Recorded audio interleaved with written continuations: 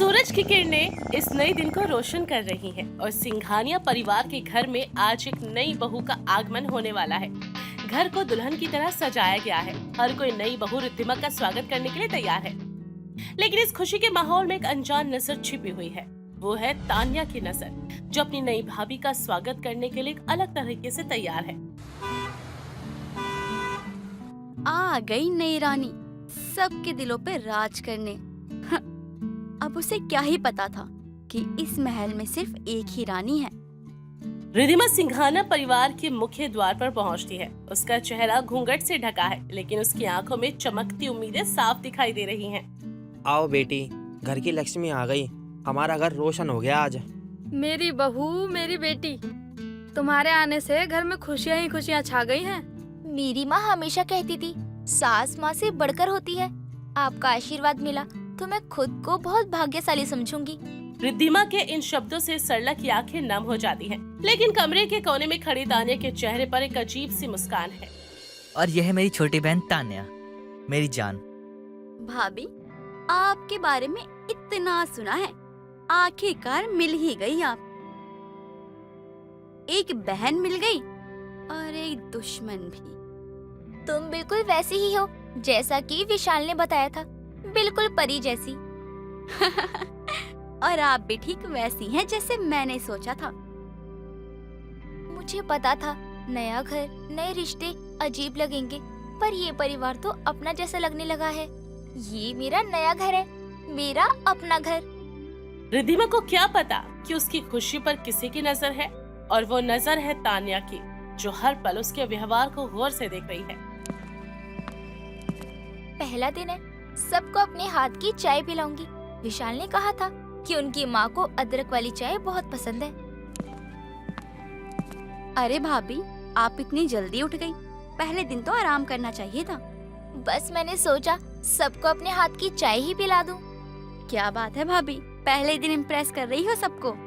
वैसे अम्मा को इलायची वाली चाय बहुत पसंद है, अदरक वाली चाय इतनी नहीं पसंद उन्हें। हैं?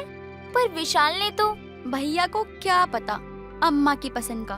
मैं हूँ ना, आप बस देखते जाइए कैसे सबको खुश रखा जाता है। छिपकली काट खाएगी अगर अम्मा की चाय में गलत मसाला डाला तो। रिद्धिमा को अजीब लगता है, लेकिन वो भी नहीं है, इसलिए चुप रहती है। उसे क्या पता कि तान्या की पहली चाल थी। अरे ये कैसी चाय है, इतनी कड़वी।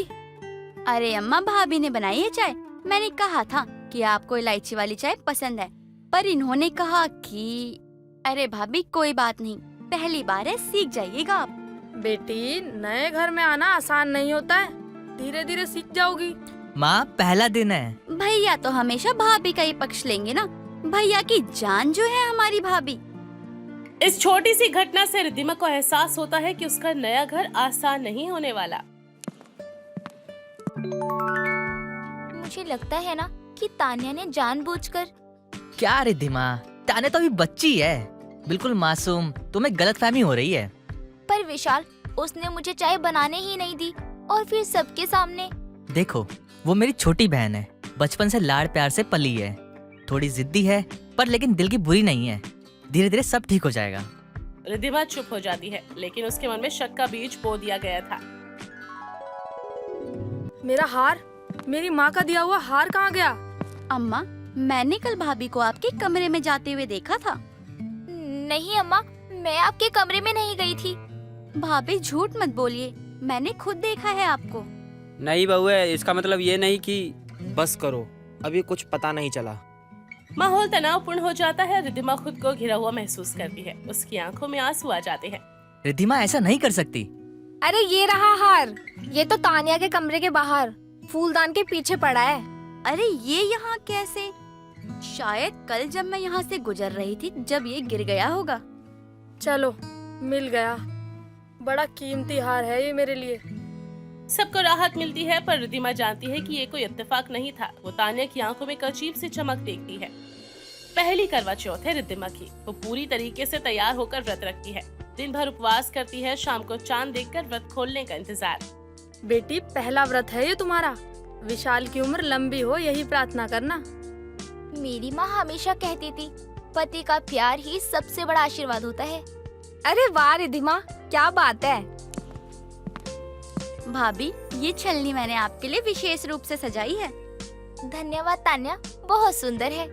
भाभी, इस छलनी से देखिए। रिधिमा, क्या हुआ? पता नहीं भैया, मैंने तो बस छलनी ही दी थी। डॉक्टर को बुलाओ जल्दी। रिद्धिमा की आंखों में लाल मिर्च का पाउडर पड़ गया था। डॉक्टर आते हैं, उपचार करते हैं। रात भर रिद्धिमा दर्द से तड़पती है और उसका व्रत भी अधूरा रह जाता है। अब कैसा महसूस हो रहा है? बेहतर है, पर विशाल, मुझे लगता है कि ये सब कुछ जानबूझकर किया गया था। रिधिमा, फिर वही बात। तान्या इस बात में कहाँ से आ गई? क्योंकि वही बस करो, एक छोटी सी लड़की पे इल्जाम लगा रही हो। ये सब इत्तेफाक था, समझो। रिद्धिमा को समझ नहीं आ रहा था कि वो क्या करे। वो अकेली पड़ चुकी थी और उसका अपना पति भी उस पर विश्वास नहीं कर रहा था। घर पूरी तरीके से सजा हुआ था। दिए, रंगोली, मिठाइयाँ, हर तरफ उत्सव का माहौल है। पर रिद्धिमा के मन में अभी भी शंका लगी हुई है। रिधिमा, तुम ठीक तो हो ना? गौरी भाभी, मुझे लगता है मैं यहाँ गलत हूँ। मुझे तो कुछ भी समझ नहीं आ रहा। देखो रिधिमा, पहले ना मैं भी इस घर में नई बहू थी।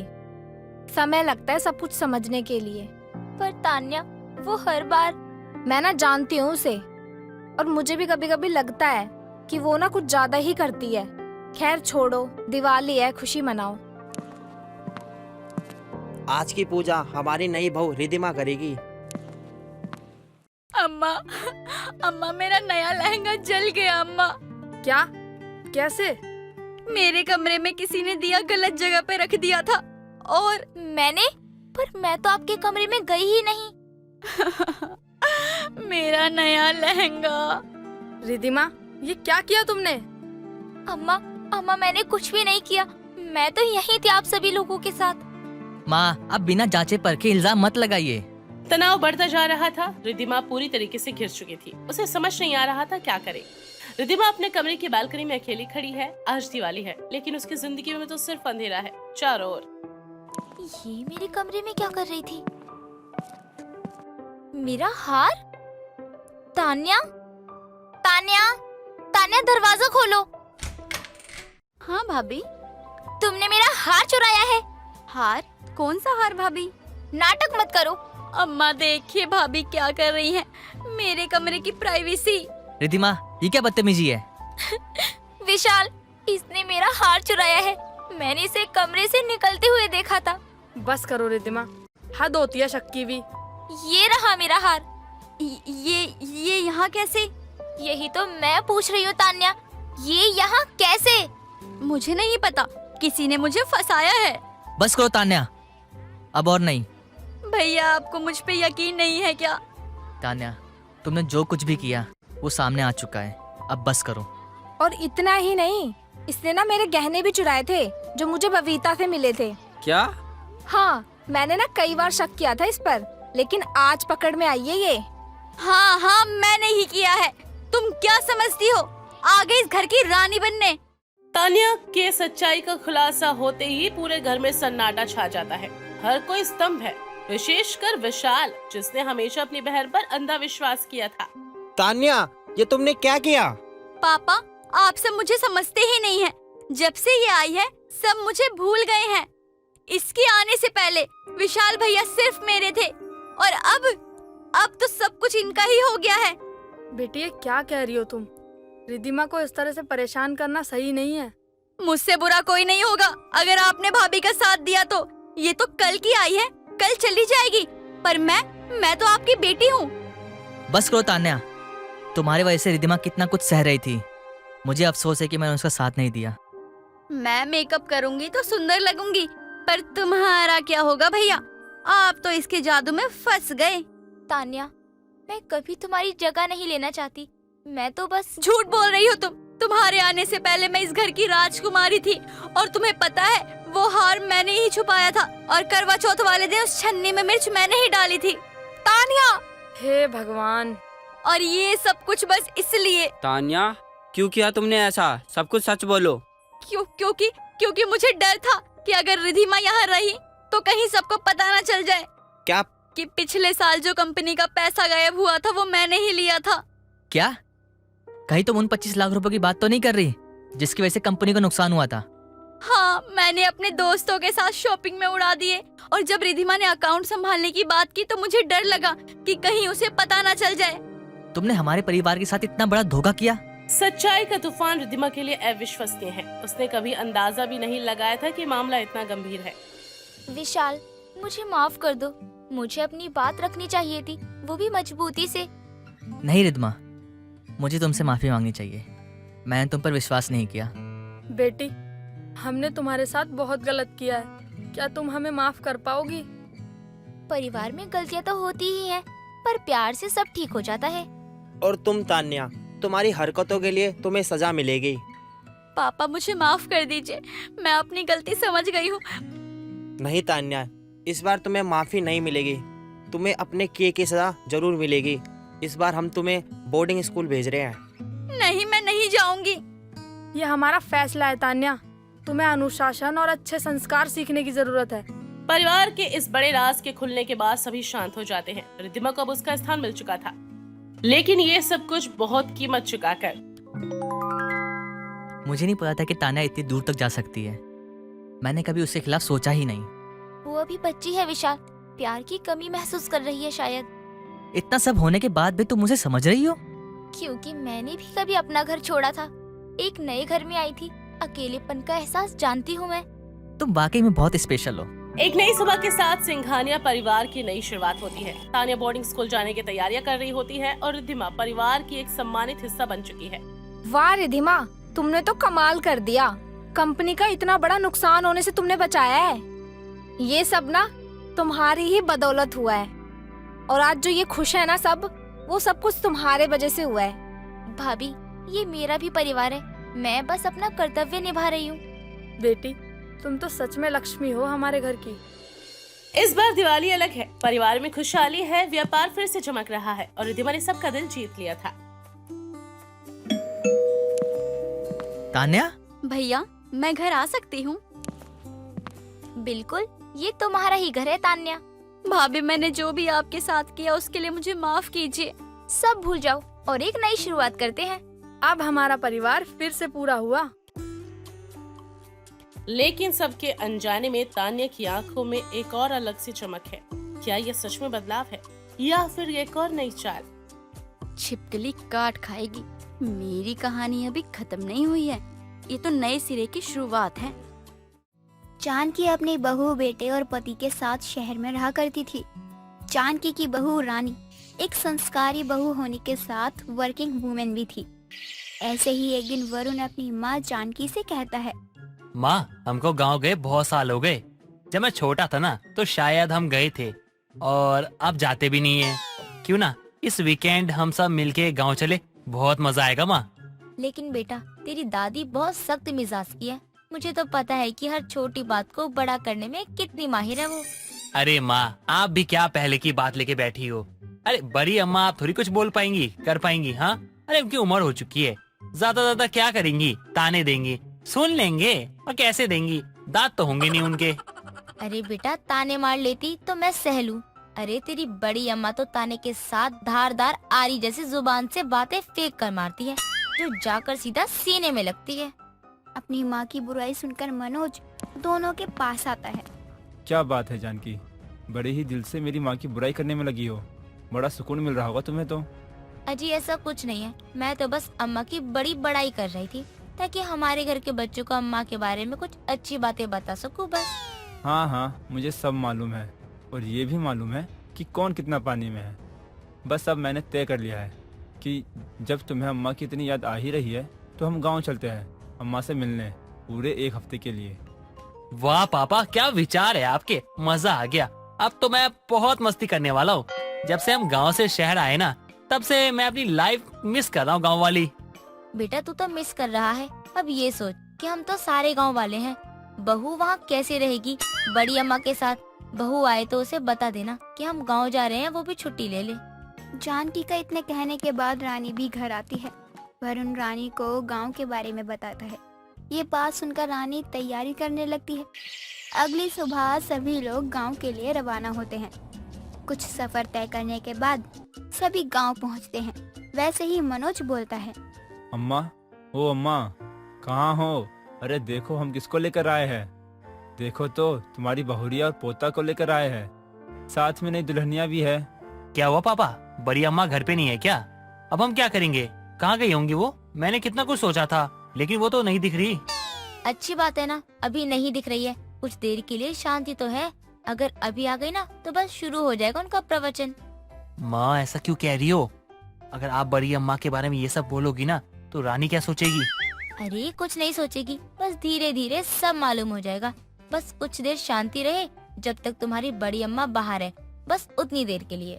सभी बातें कर ही रहे होते हैं कि तभी वहाँ भगवती आती है और चश्मे को नीचे करके बोलती है, अरे मनोज बेटा तू, अरे रे कितने सालों बाद देख रही हूँ। और तू जानकी भूल गई, पैर कौन छुएगा और पल्लू कौन करेगा? जब से शहर गई है पल्लू करना भूल गई। और ये लड़का कौन है मनोज? अम्मा ये आपका पोता है वरुण। देखो तो कितना बड़ा हो गया है। और ये है हमारी बहू वरुण की लुगाई। लुगाई? अरे ना माथे में सिंदूर है, ना कपार में बिंदी और ना साड़ी पहनी है। काहे की बहू? और जानकी तूने कुछ सिखाया नहीं क्या अपनी बहुरिया को?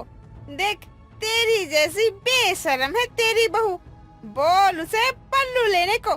ससुर है और अपना मुंह दिखाए पड़ी है। अरे अम्मा आप भी ना, छोड़ो ये सब बात और चलो अंदर। कब से बाहर खड़े खड़े थक गए हैं। बहुत जोरों की भूख लगी है, कुछ खिला दो। बहुत दिन हो गए हैं तुम्हारे हाथ का खाना खाए हुए। हाँ, बात तो ऐसे कर रहे हैं जैसे मैंने बहुत दिनों से कुछ खाने को नहीं दिया है। क्या सोच रही है जानकी? चल अंदर। और जानकी अपनी बहुरिया को बोल कुछ ढंग के कपड़े पहने और सर पर पल्लू ले लिया, समझी? सभी लोग घर के अंदर जाते हैं और जानकी और रानी फ्रेश होने कमरे में जाती है। माँ जी, बड़ी सास की कितनी छोटी सोच है, मुझे तो जरा भी पसंद नहीं आई। और माँ जी, बड़ी सास क्या कह रही थी? पल्ला ले लो। मैं साफ साफ बता देती हूँ माँ जी, मुझे ऐसे सर पर पल्ला नहीं लिया जाएगा। बहू ऐसी हरकतें नहीं करनी चाहिए, वो हमारे बड़े हैं। अगर तुम हमेशा बड़ों का अनादर करोगी तो बाद में तुम्हें ही पछताना पड़ेगा। लेकिन माँ जी, मुझे आदत नहीं है पल्लू लेने की, आपको अच्छे से पता है। फिर भी आप मुझसे ये कैसे कह सकती हो कि मैं सर पर पल्लू ले लूं? साड़ी पहनने तक तो ठीक है, लेकिन पल्लू, मुझे गवारों की तरह नहीं रहना। अरे बहू बहुत हो गई बातें, अब जल्दी कपड़े बदल कर रसोई में आजा, मिलकर खाना बनाने की तैयारी करते हैं। दोनों सास बहू साड़ी पहनकर सर पर पल्लू लेकर रसोई में जाती हैं। ऐसे ही कुछ दिन गुजर गए। एक शाम जानकी की बहू रानी बाहर से घर के अंदर आती है। तभी भगवती बोलती है, क्या रे बहुरिया, कहाँ से आ रही है? देखो हमारे गांव में जब तक हो तब तक हमको बिना पूछे कहीं मत जाना और ना हमसे पूछे घर से अपनी कदम बाहर निकालना। क्यों बड़ी सासू अम्मा, ऐसा क्यों? मैं अपने शहर में हमेशा अकेली घूमती हूँ, काम पर जाती हूँ, यहाँ क्यों इतनी पाबंदी है? मुझे नहीं पता तेरे शहर में क्या होता है क्या नहीं होता है, लेकिन मेरे गांव में ये कुछ नहीं हो सकता। अगर दोबारा कभी ऐसी हरकत करने की कोशिश की तो मुझसे बुरा कोई नहीं होगा। बड़ी सासू अम्मा, आपकी इतनी छोटी सोच को देखकर मुझे कोई हैरानी नहीं हो रही। आज लड़कियां कहां से कहां पहुंच गई, लेकिन आप आज भी वही हो। बस कर बहू, अम्मा के साथ कैसे बातें कर रही है? बड़ी है तो उनको पता है गांव के लोगों के बारे में, और हमारी भलाई के लिए ही वो मना कर रही हैं। मम्मी जी, आप भी गांव आकर गांव की भाषा बोलने लग गई हैं शायद। आपकी भी सोच अम्मा जी की तरह होती जा रही है, एकदम इस गांव की तरह छोटी। मुझे कुछ नहीं मालूम, मैं अभी शहर जा रही हूँ, मुझसे नहीं होंगे इतने सारे नौटंकी। अरे हद है, साड़ी तक ठीक था, अब पल्लू भी ले लिया, अब बाहर भी इनकी मर्जी से जाऊं। घर के अंदर से रानी की चिल्लाने की आवाजें सुनकर मनोज और अरुण जल्दी से घर के अंदर जाते हैं और रानी को इतने गुस्से में देखकर वरुण बोलता है, क्या हो गया? ऐसे क्यों चिल्ला रही हो तुम? आखिर क्या बात हो गई? हम गांव में हैं, जरा धीरे बात क्या करो। ओहो, अब मुझे यहाँ धीरे से बात भी करनी पड़ेगी। वाह, मुझे लगता है मैंने यहाँ आकर बहुत बड़ी गलती कर दी है। आखिर क्या हो गया? हम इतने दिन से यहाँ रुके हुए हैं, आज अचानक से तुम बड़ी माँ पे गुस्सा क्यों कर रही हो? अरे हद हो गई, जब देखो कुछ ना कुछ, हमेशा किसी ना किसी काम के लिए रोक लगी ही रहती है। कभी बिना पल्लू के बाहर गई तो बोलती हैं, किसी को अपना चेहरा दिखाना है, पीरियड्स आ गए तो किचन में घुसने की कोई जरूरत नहीं है, किचन अशुद्ध हो जाएगा, और अब शाम को बाहर क्यों गई? अरे भाई, इतनी छोटी सोच रखेंगी तो कैसे चलेगा? अम्मा के बारे में क्या बोले जा रही हो तुम? अम्मा की सोच ऐसी नहीं है। अरे मैं जानता हूँ अम्मा को। अच्छा, तभी तो तुम्हारी अम्मा की बोलती बंद है। मुझे नहीं रहना अब इस गांव में। अम्मा, आप सबसे बड़ी सास हो, लेकिन आपकी सोच ना बहुत ही छोटी है। जैसे रानी अपनी दादी सास को छोटी सोच वाले ताने मार रही थी, तभी जानकी उसे जोरदार थप्पड़ मारती है और कहती है, अम्मा जी चुप है, इसका मतलब ये नहीं कि वो गलत है, बस कुछ बातें ना जानो तो अच्छा है। तुम्हें जाना है ना तो जाओ, तुम्हें वरुण छोड़कर आएगा, हम नहीं आएंगे। ना जानकी, तू भी ऐसी गलती करेगी तो कैसे चलेगा? जा बहू, तू भी जा इनके साथ, मनोज बाद में आ जाएगा। वैसे भी तुझे भी हमसे बहुत तकलीफ है। 1 मिनट अम्मा, अब हम भी आपके साथ रहेंगे और इसको बता दूं कि अम्मा की सोच छोटी नहीं है, बस कुछ बातें हैं। सुन लो, पीरियड्स में तुम आराम करो, इसीलिए अशुद्ध का बहाना बनाया। पल्लू इसीलिए लेते हैं क्योंकि गांव में धूल मिट्टी उड़ती है ना, इसीलिए। और आज इसलिए बाहर जाने पे बोली क्योंकि वो नहीं चाहती कि तुम पर कोई और बलाया है, बस।